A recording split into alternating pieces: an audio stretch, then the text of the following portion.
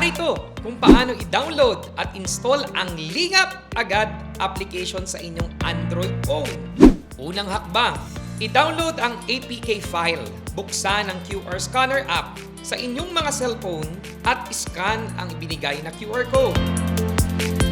Kapag lumabas na ang link sa inyong browser, i-tap ang Download Anyway para simulan na ang pag-download ng Lingap Agad APK file. Ikalawang hakbang, install ang app. Kapag natapos na ang pag-download, i-tap ang Open File para install. Kapag hindi mo ito makita, buksan ang File Manager, pumunta sa Downloads folder at hanapin ang app-lingap.apk.